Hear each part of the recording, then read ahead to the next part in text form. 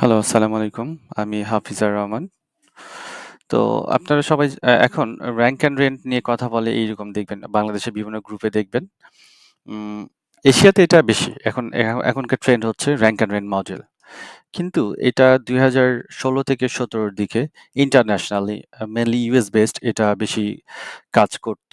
আ একেক ক্লায়েন্টের ৫০০ plus site ছিল। এটা আমার পরিচিত একেক ক্লায়েন্টের।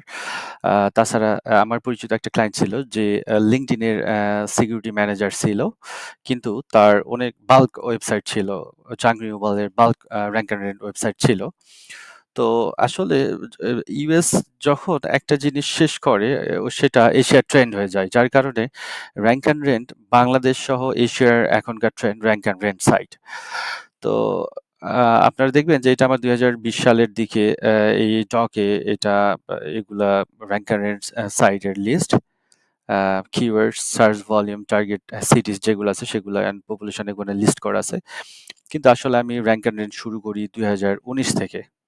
এখানে আমি কয়েকটা নিশ টার্গেট করি। আর এখানে আমার টোটাল টার্গেট আ সিটি ছিল ৩০০ টার মতো। অর্থাৎ আমি ৩০৮ টার মতো। কিন্তু আমি ৬৫ নিয়ে শুরু করি র‍্যাংক অ্যান্ড রেন্ট।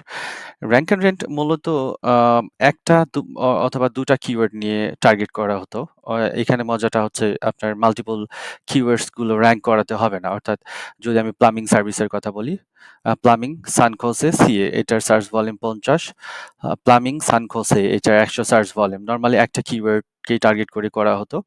যদি এটা র‍্যাংক করা যায়, ইজিলি এটা র‍্যাংক করা যেত। তাহলে ইজিলি আপনি ২,০০০ প্লাস ডলার প্রতি মাসে পেতে পারেন। ইজিলি এটা সর্বনিম্ন।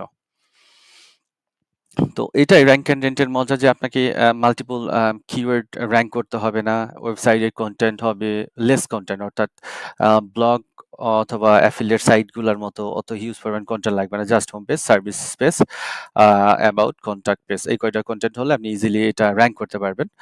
আর এখানে আরো নিচ দেখবেন ট্রি রিমুভাল নিয়ে কাজ করছি, ল্যান্ডস্কেপ, এইচভ্যাক, ইলেকট্রিশিয়ান আছে, পেইন্টার্স ছিল আমার এখানে।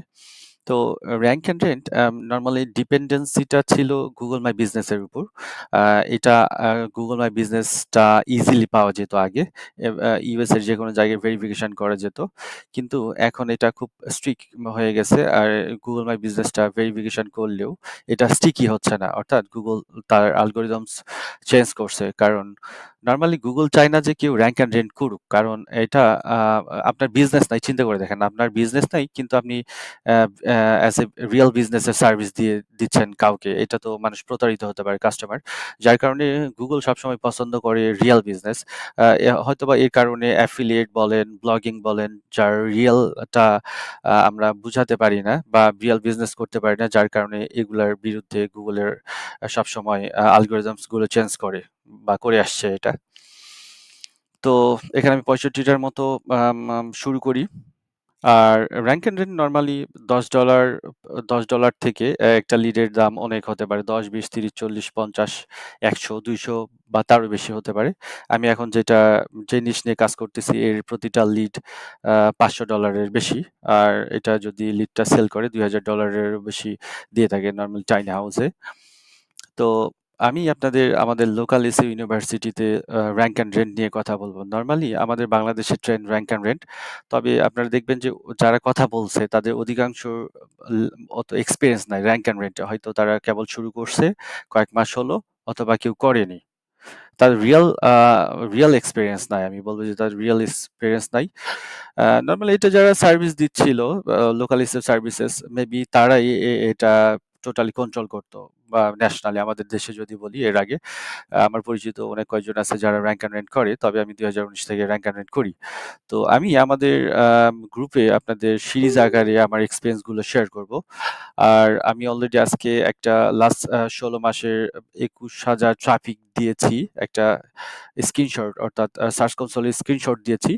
আসলে র‍্যাংক অ্যান্ড রেন্ট এর বা বা বেশি ট্রাফিক লাগে না। যদি আপনি এখানে ৫০ টা ট্রাফিক পান, এর মধ্যে ৩০ বা ৩৫ টা যদি কাস্টমার কনভার্ট হয়, এটা এনাফ। ১০ টা ২০ টা কাস্টমারই এনাফ। সেক্ষেত্রে মাসে ১,০০০ ট্রাফিক যদি আসে, আ ১,০০০ আসুক আর ৫০০ আসুক, তার অধিকাংশই হবে আপনার কাস্টমার রেগুলার। তো এগুলা যেটা ট্রাফিক সেটাই কাস্টমার। আমরা নরমালি এইভাবে কাউন্ট করি। যেটা ট্রাফিক সেটাই কাস্টমার। তো যার কারণে এটা ৫০০ ট্রাফিকও লাগে না, ২০০ ও লাগে না, ৩০০ ও লাগে না। বা ১,০০০ ও লাগবে না, ১০,০০০ ও লাগবে না। এটা হচ্ছে র‍্যাংক এন্ড রেন্ট এর মজা। অর্থাৎ যেটা আপনার ট্রাফিক, রিয়াল ট্রাফিক সেটাই আপনার কাস্টমারে কনভার্ট হবে। কনভার্ট হবে, সেলস এ কনভার্ট হবে।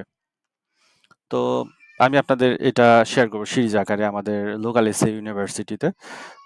Thank you.